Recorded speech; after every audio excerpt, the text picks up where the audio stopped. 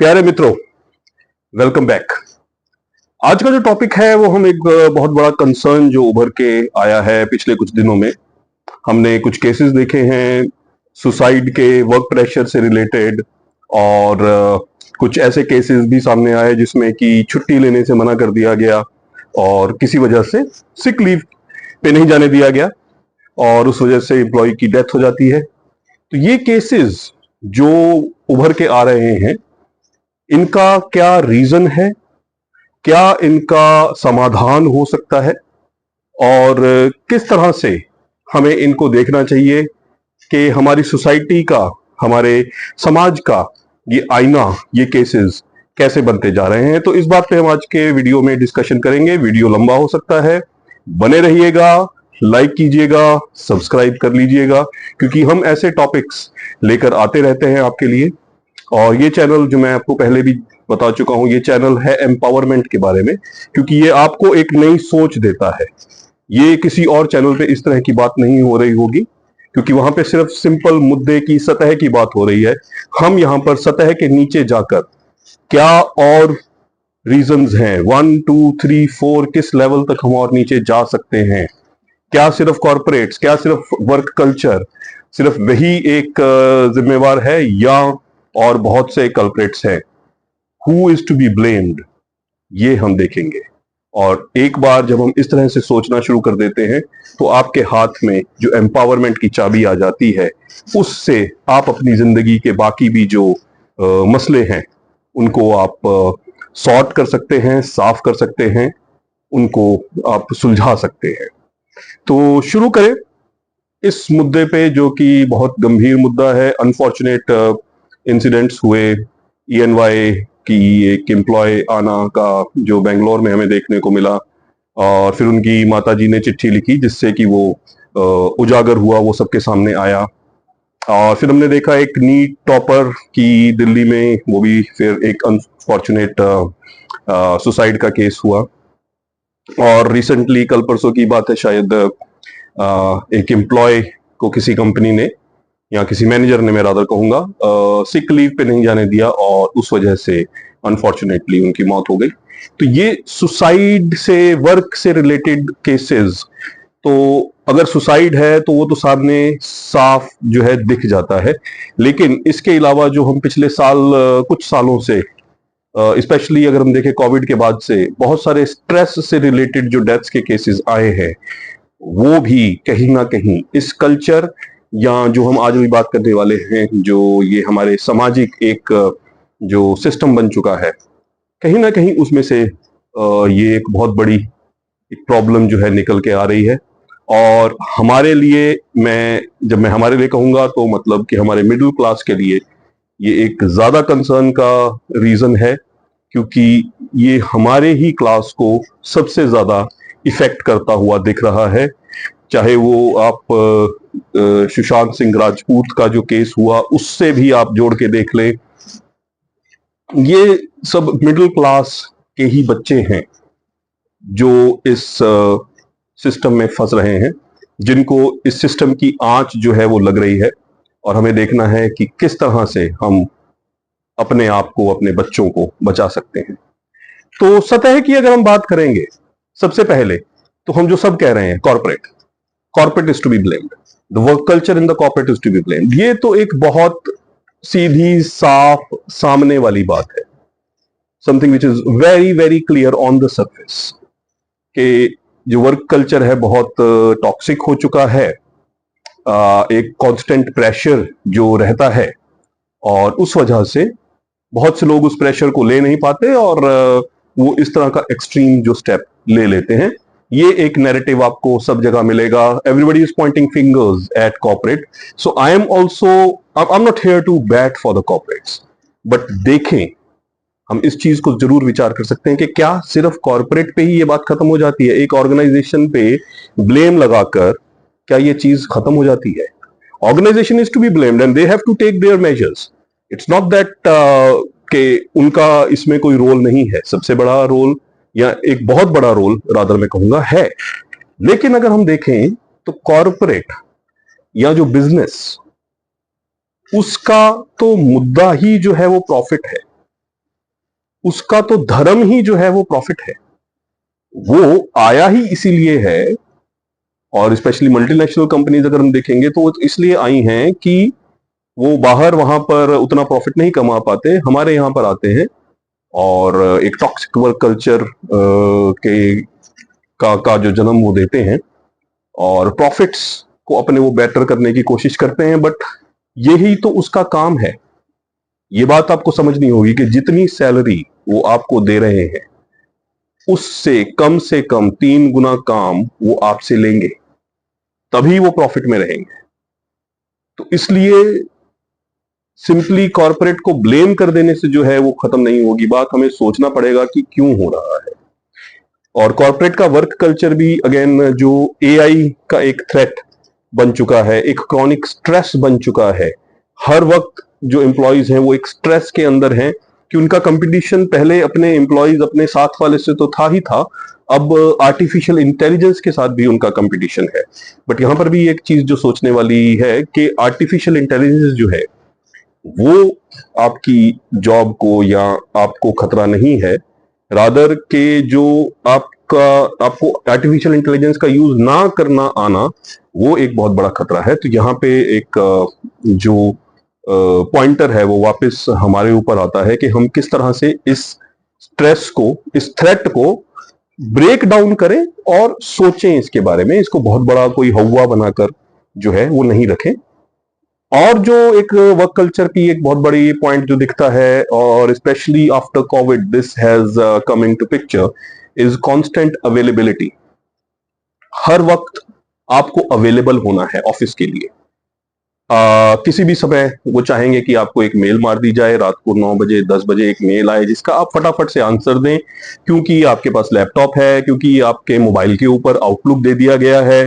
तो अब ये एक एक्सपेक्टेशन बन चुकी है। कोविड के दौरान तो ये एक मजबूरी थी, लेकिन अब उसके बाद ये एक एक्सपेक्टेशन बन चुकी है कि आप हर समय अवेलेबल रहेंगे और आप हर समय एक तरह से ड्यूटी पर रहेंगे। और आपका जो वर्क का और होम का एक लाइन था that has been blurred, specially with work from home.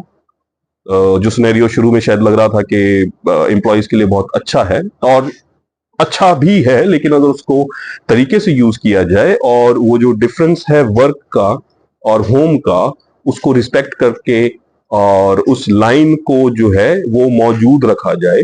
आपका कुछ टाइम वर्क के लिए लेकिन कुछ टाइम होम के लिए है, इस चीज को ध्यान देना कॉर्पोरेट्स को भी जरूरी है और हमें तो है ही है। यहां पर मैं अगेन कॉर्पोरेट्स ने प्रॉफिट की जो मैंने बात की, तो कहीं ना कहीं कॉर्पोरेट्स को यह भी सोचना पड़ेगा कि प्रॉफिट कमा लेना इतना इजी नहीं है। और वो जानते हैं एक एम्प्लॉय को अगर आप लूज करते हो और अगर आप एक अच्छे जो एक बहुत ज्यादा प्रोडक्टिव एम्प्लॉय को अगर आप लूज करते हो तो आपको वापस उसको हायर करने में, वापस रिट्रेन करने में कितना दोबारा से आपको एफर्ट लगाना पड़ेगा, टाइम लगाना पड़ेगा, मनी लगानी पड़ेगी। तो वो आपके प्रॉफिट से ही वो टाइम जा रहा है। तो your employee is your asset. तो ये कॉर्पोरेट्स को इस तरह की सोच को जो है वो और बढ़ावा देना होगा, और काफी कॉर्पोरेट्स इसके ऊपर काम करते भी हैं। लेकिन अभी तक मैं कहूंगा जो भी हो रहा है वो एक टोकन और लिप सर्विस की ही बात हो रही है। वर्क प्लेस पे स्ट्रेस रिलेटेड थोड़े से आप वर्क वेबिनार्स करवा देना, वर्कशॉप्स करा देना, इससे ही सिर्फ जो है ये वर्क रिलेटेड स्ट्रेस खत्म नहीं होती। आपको एक सिस्टम देना पड़ेगा, आपको एक एनवायरनमेंट देना पड़ेगा। टॉक्सिक जो लोग हैं, जो टॉक्सिक मैनेजर्स हैं, उनको वहां से हटाना पड़ेगा या उनको इम्प्रूव करवाना पड़ेगा, क्योंकि ये आपके जो बेस लाइन है, आपकी जो प्रॉफिट्स है, उसके ऊपर इफेक्ट कर रहा है। एक एम्प्लॉय को जो लूज कर देना वो आपके प्रॉफिट को इफेक्ट करता है, आपकी इमेज को इफेक्ट करता है। आगे जो टैलेंट है आप उसको अट्रैक्ट नहीं कर पाएंगे। तो कॉर्पोरेट्स को इसके ऊपर ध्यान देना होगा। और अगला जो कल्प्रेट, वो मैं कहूंगा सोशल मीडिया। कॉर्पोरेट्स से आगे चलेंगे, दूसरा कल्प्रेट और the second entity to be blamed for all these stress related suicides or stress related issues which are coming up is social media. Social media Facebook हो सकता है, इंस्टाग्राम हो सकता है, यूट्यूब हो सकता है, जैसे हम बात कर रहे हैं, इस तरह से बहुत से चैनल्स जो हैं यहाँ पर। लेकिन जैसे इस चैनल का मोटिव, इस चैनल का मंतव जो है वो आपके हाथ में चाबी देना है। इस तरह से बहुत सारे चैनल्स या बहुत सारे ऐसे स्पीकर्स या इन्फ्लुएंसर्स हैं जो कि उल्टा आपके ऊपर प्रेशर को बढ़ाते हैं, लेकिन आपको पता भी नहीं लग रहा, क्योंकि ये सोशल मीडिया आपको एक सक्सेस की डेफिनेशन देता हुआ नजर आ रहा है। हर वक्त आप फेसबुक पर जाएं, आप इंस्टा पर जाएं, आपको कुछ सक्सेसफुल लोगों की कहानियां दिखेंगी, आपको एक कुछ इमेजेस दिखेंगी कि success looks like this, success smells like this, और एक क्यूरेटेड तरह से, जैसे कि एक मूवी में क्यूरेटेड डांस होता है, उस तरह से आपके सामने सक्सेस का डांस जो है वो पेश किया जा रहा है। ये आपको एक feeling of adequacy, feeling of failure आपके अंदर ये देता है, क्योंकि आप कहीं ना कहीं मैच करते हैं। और जो ये हम सब जानते हैं कि जो बॉलीवुड पे, सिनेमा पे, जो पर्दे पे दिख रहा है और जो मेरी लाइफ है, उसमें बहुत फर्क है। मैं थोड़ी देर के लिए अपने आप को वहां पे आइडेंटिफाई जरूर कर सकता हूं, लेकिन वो जिंदगियां जो है वो अलग है। लेकिन सोशल मीडिया में ये डिफरेंस, ये पर्दे का जो डिस्टेंस शायद और कम हो जाता है। लिटरली पर्दा आपके हाथ में है, लेकिन जो एक आइडेंटिफिकेशन के लेवल पे भी ये डिफरेंस और भी ज्यादा कम हो जाता है। आपको लगने लगता है कि शायद मैं उस लेवल पे नहीं हूं। आपके कुछ फ्रेंड्स भी हो सकते हैं, आपके कुछ रिलेटिव्स हो सकते हैं जो अपनी सक्सेस की स्टोरीज को पोस्ट कर रहे हैं, और आपको लग रहा है कि नहीं, कहीं ना कहीं मेरे में कुछ कमी रह गई है। और उस कमी को पूरा करने के लिए फिर जो अगला वर्ड आता है, motivation. You go for motivation. There is a flood of motivation speakers, motivational speakers, जो एक अलग ही इमेज की सक्सेस को लिए घूम रहे हैं।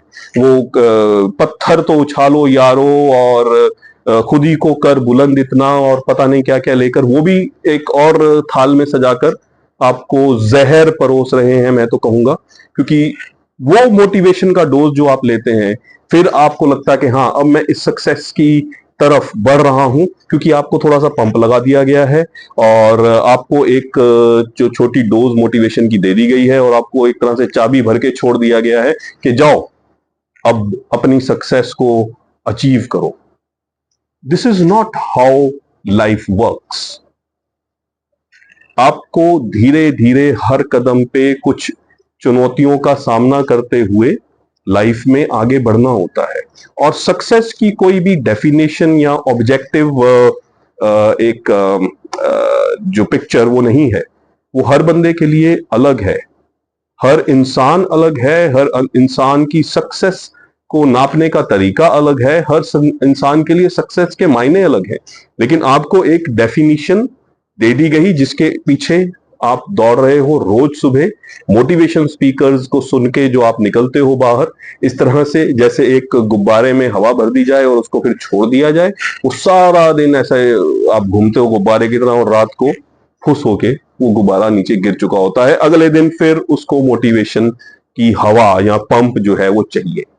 तो इस चीज को हमें भी देखना होगा, सोशल मीडिया पे किस तरह से हम इसको लिमिट कर सकते हैं। मोटिवेशन स्पीकर से तो मैं बोलूंगा जितना दूरी बनाकर रखें वो आपके लिए अच्छा होगा। अपनी जिंदगी को खुद असेस करें, और अपनी सक्सेस का अगर बनाना चाहते भी हैं तो उसका एक डेफिनेशन खुद बनाएं।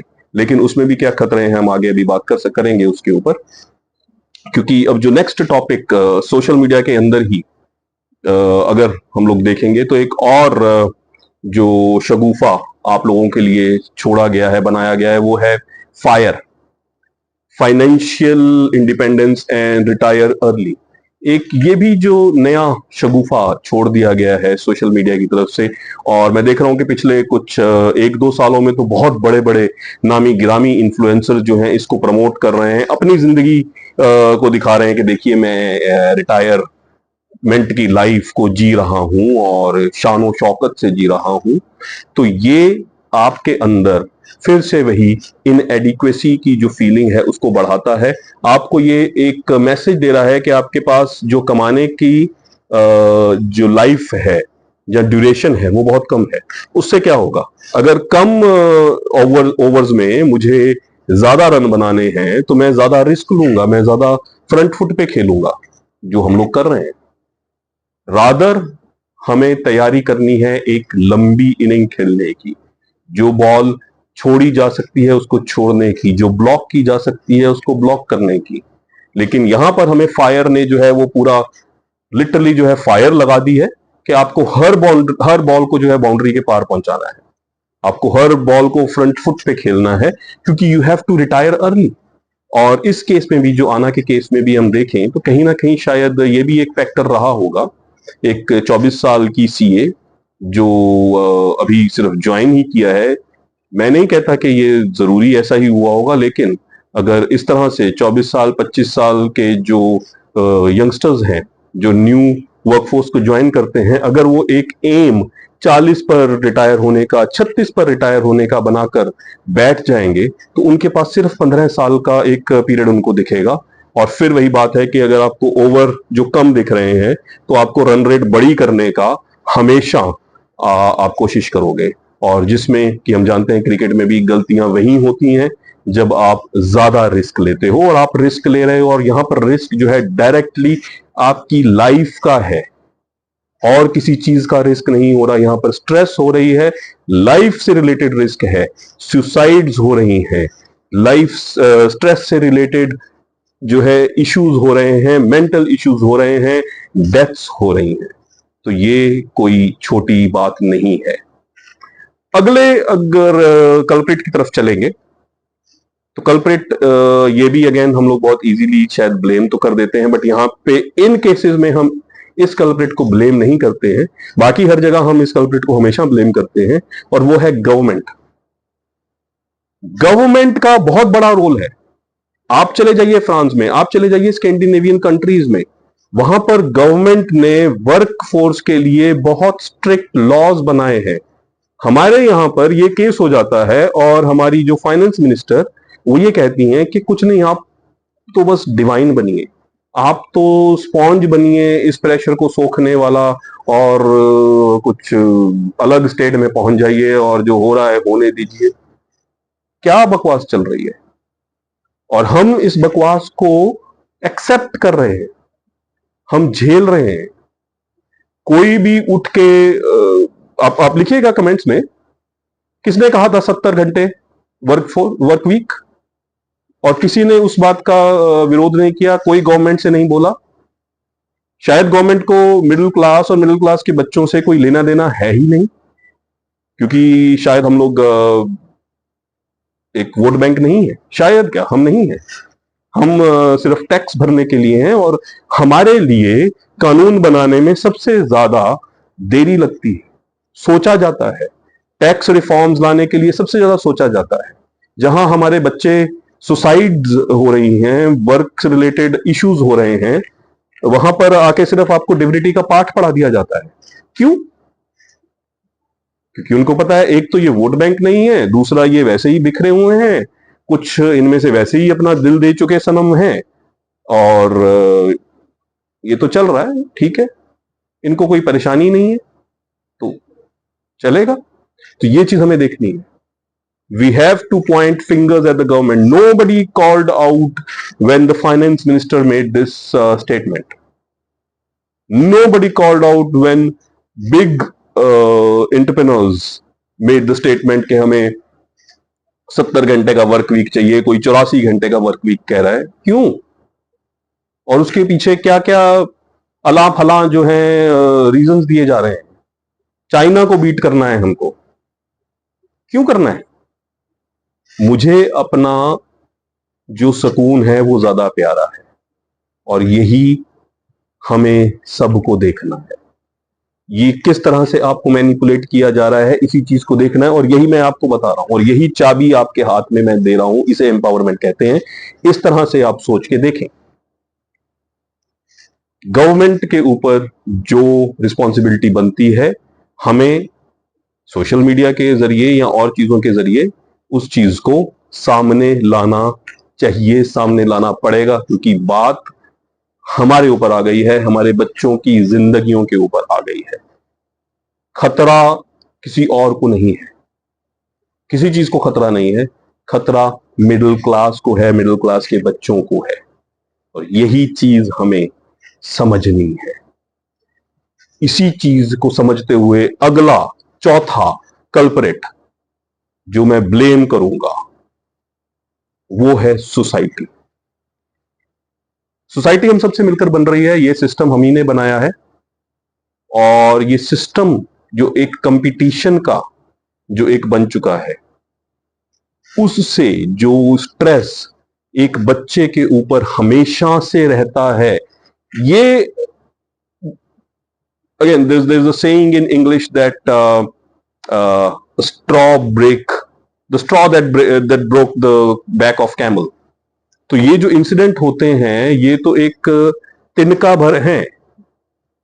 वो कैमल, वो जो ऊंट है, उसको ऑलरेडी इतना लादा जा चुका था कि अब उसके ऊपर एक तिनका भी और रखा और वो कोलैप्स कर गया। पर वो जो सारी उंगल उठा दी जाएगी उस तिनके के ऊपर या जिसने वो रखा, लेकिन वो जो पहले बोझ डाला गया था उसके बारे में कोई बात कर ही नहीं रहा। बच्चे को शुरू से, बचपन से उसके ऊपर कितना बोझ डल रहा है। इस केस को मैं फिर लूंगा।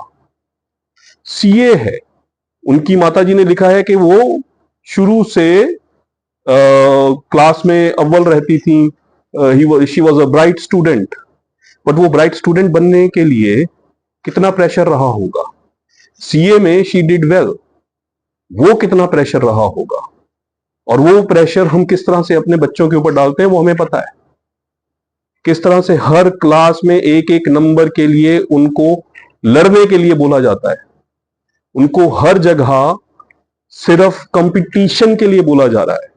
ये सारा स्ट्रेस यहां पर बिल्ड हो रहा है। और वो बिल्ड होते होते होते बेटा 10वीं कर ले, अच्छे नंबर ले आ, जिंदगी बन जाएगी। 10वीं हो गई, अब 12वीं में जो नंबर आएंगे वो तेरी जिंदगी डिसाइड कर देगी। वो हो गई, लेकिन पता लगा अभी भी नहीं, अब तो एक और पहाड़ी सामने आ गई, कॉलेज, पोस्ट ग्रेज। अब तो मेरी जिंदगी जो है वो स्मूथ होगी?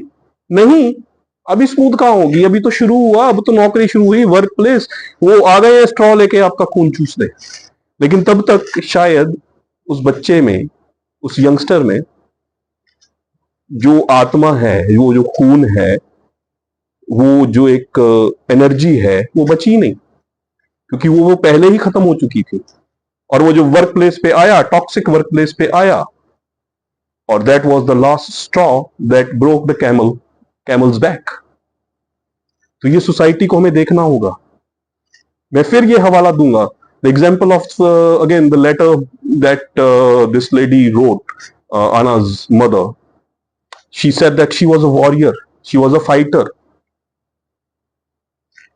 हमें अपने बच्चों को वॉरियर, फाइटर ये टैग लगाने में बहुत मजा आता है, उन्हें हार्ड वर्कर बनाने में बहुत मजा आता है।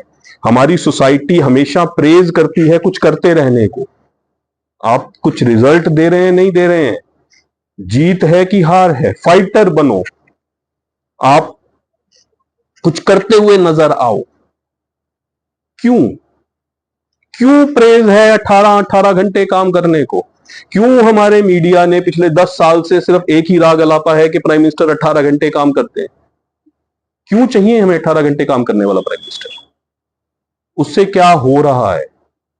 नहीं, बस 18 घंटे वॉरियर, ये ठप्पा, ये लो।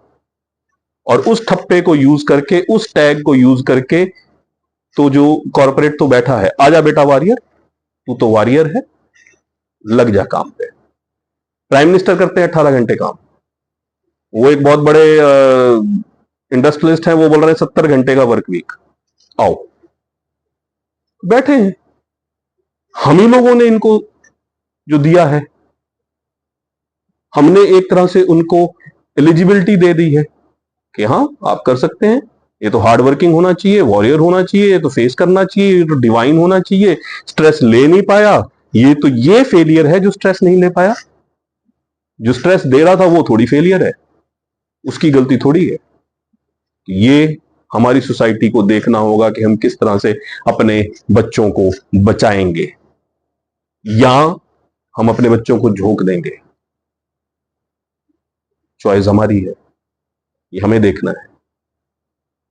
और यहीं पे जो next culprit number 5, you will be shocked, parents. You are the biggest culprits. Parents are supposed to be the support system. कहां है सपोर्ट सिस्टम? क्या पेरेंट का काम सिर्फ स्कूल की फीस भर देना और नंबर चेक कर लेना और पीछे से पंप लगाए रखना, यही काम है? कहां गया वो बरगद का पेड़ जिसके नीचे थके हारे को आराम मिलता है? थके हारे की तो बात ही नहीं हो रही है यहां पे, मेंटल स्ट्रेस की यहां तो बात ही नहीं करने दी जा रही है। तो वॉरियर है, फेलियर तो हमें चाहिए ही नहीं। कौन सा सपोर्ट सिस्टम? हम तो प्रेशर में ऐड कर रहे हैं। वो जो कैमल की जो कमर ब्रेक हुई है, जो बैक ब्रेक हुई है, उसके ऊपर जो भार डाला है वो सबसे ज्यादा तो पेरेंट ने डाला है। मैं ही अपनी उम्मीदों, अपनी भी उम्मीदों का, अपनी पड़ोसियों की भी उम्मीदों का, अपने रिश्तेदारों की, सबका भार मैंने लाद दिया है बच्चे के ऊपर, और वो ये लेके चला। कितना भार उठाएगा? क्या आपको पता भी है, most of the parents they don't realise कि किस तरह के वर्क कल्चर में, किस तरह की टॉक्सिक कल्चर में आज के यंगस्टर्स को काम करना पड़ता है। अगर वो घर आके कुछ बात करते भी हैं इसके बारे में, तो सामने से सुनने को ये मिलता है कि हमने भी तो किया। सॉरी, जो आपने किया, जिस तरह की सिचुएशन में, जिस तरह के सिस्टम में आपने काम किया, वो बहुत कम था। जो आज हो रहा है उसका शायद आपको अंदाजा भी नहीं है। उसका अंदाजा लगाने की कोशिश करिए। बच्चों की जिंदगियों में क्या चल रहा है उसको जानने की कोशिश कीजिए, rather than wasting your time in फालतू की चीजें। पॉलिटिक्स के ऊपर आप बैठ के रोज व्हाट्सएप फॉरवर्ड्स कर रहे हैं, धर्म को बचा रहे हैं, देश को बचा रहे हैं, यहां बैठ के व्हाट्सएप के ऊपर अपने परिवार को, अपने बच्चों को बचा ले। क्या कर रहे हैं आप उनकी जिंदगी को स्मूथ करने के लिए? सिर्फ उसकी जॉब लग गई तो आपका काम खत्म?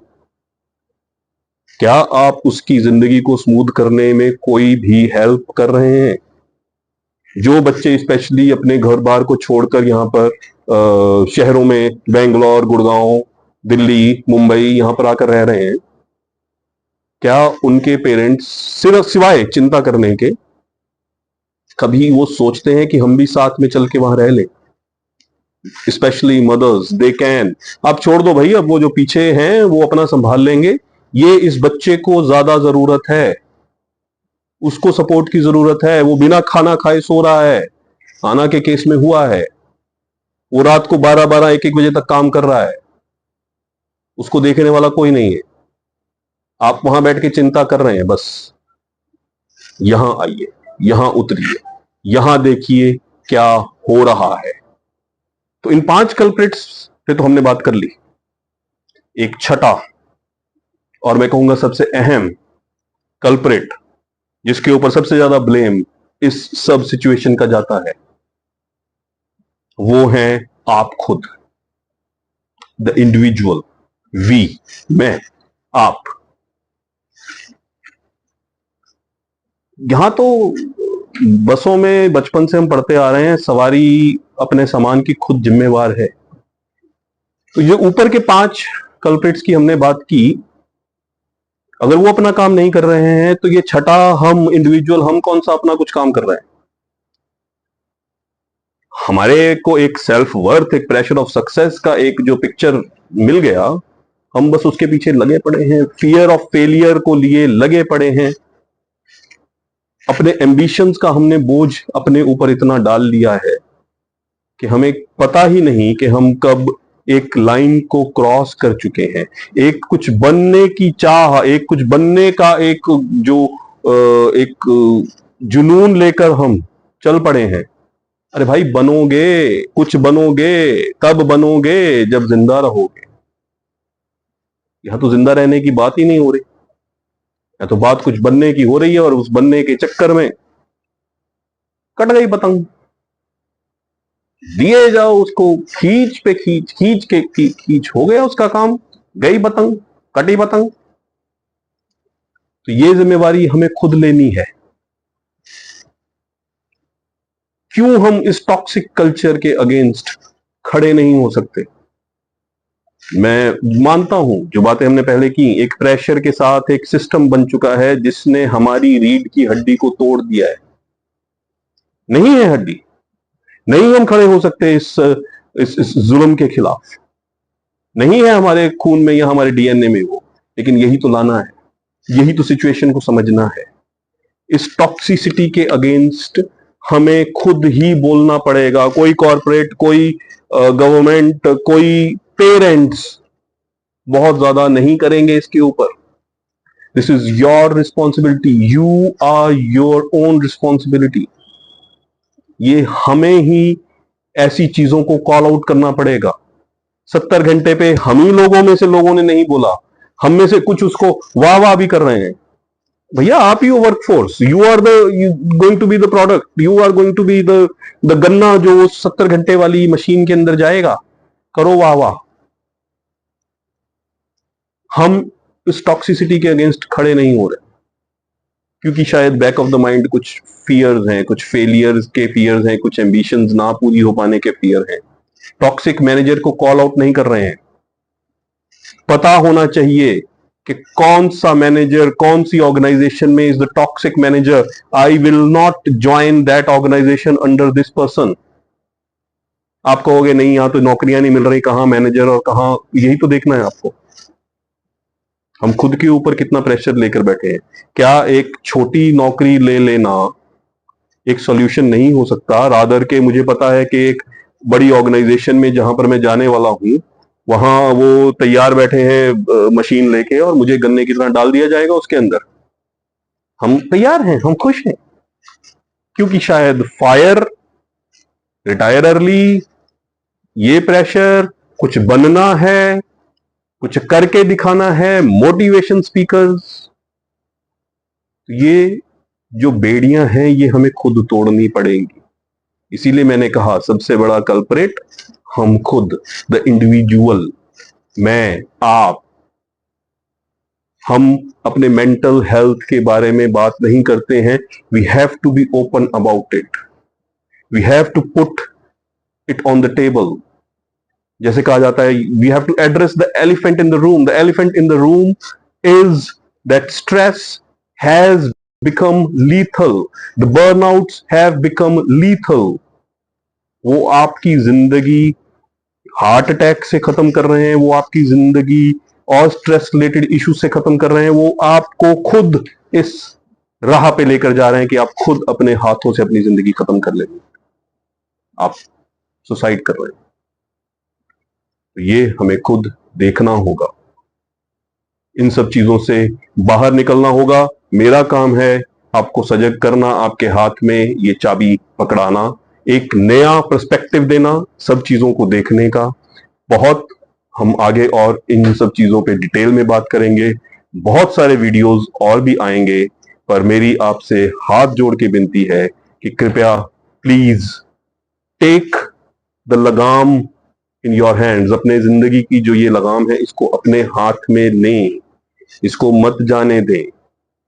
जिंदा रहेंगे तो हम बहुत कुछ करेंगे, बहुत बढ़िया जिंदगी हमें अभी देखनी है, अभी बहुत बढ़िया जिंदगी हमें जीनी है। कैसे जीनी है वो हम बात करेंगे। मेरे जैसे और बहुत हैं, और मेरे जैसे बहुत लोग इस चीज पे बात कर रहे हैं। सही जो है इंसान वो आपको ढूंढना होगा, सही चैनल आपको ढूंढना होगा, सही लोगों के साथ आपको जुड़ना होगा। गलत जो चीजें जो हमने अभी जो यहाँ बातें करी, जो बेड़ियां या जो स्ट्रेस या जो आपके ऊपर ऑलरेडी भार जो है डला है, वो हमें खुद ही धीरे धीरे उठाना पड़ेगा। वो कैमल को खुद बोलना पड़ेगा कि मेरे ऊपर बहुत भार है। वो हम करेंगे, आप मैं मिलके ये सबके सामने रखेंगे। तो देखते रहिए, आगे भी मिलेंगे, मिलते रहिए और खुश रहो।